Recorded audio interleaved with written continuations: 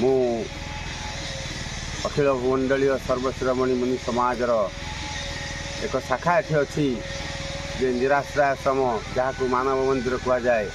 ये मानव मंदिर रे 25 ରୁ 30 जन वृद्ध वृद्धा अच्छा असहाय निराश्रय अच्छा जो कि से आंतरिक भाव में सेवा दि जाऊँगी।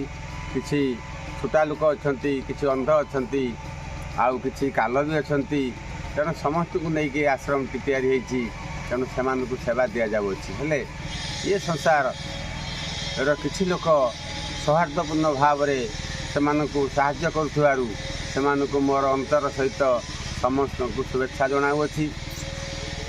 किंतु आजिकल तो ये मूर्ति पूजा मंदिर जीवा काठ पत्थर को पूजा करवा समस्ते व्याकुल हेले जीवंत मानव मानक पई अनेक अछंती जे कि सेमाने प्रकृतर जीवंत मानव को सेवा करिवार चिंतन करती ना। आ जदि किसी आम कहवाक जा कहीं भी ताको सपोर्ट देवेनि कि आमर ये देवेनि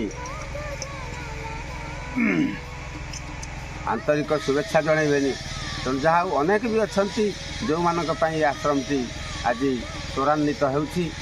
तेणु समस्तंकर सदिच्छा मनर मनीष पई तैयारी हवा उचित। जो मन सदिच्छा जन्मदाता पितामाता को तो प्रणाम करने कथा। आउ ये संसार में किसी अवहेलित निष्पेषित पितामाता अच्छा जो कि से आम सेवा कर आवश्यकता अच्छी।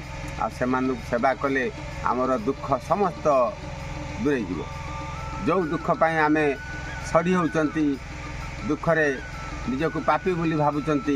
तेणु आम जदि से पाद सेवा करदे आ मन को आम खुशी रखा ताले निश्चित भाव में से आमको आशीर्वाद एमती भाव देवे आम तो समस्त दुख दूर हो।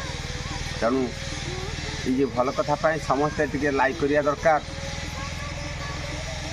जे लाइक करिया द्वारा जे हयतो ये आश्रमर टिके आगु को माड़ी चलो।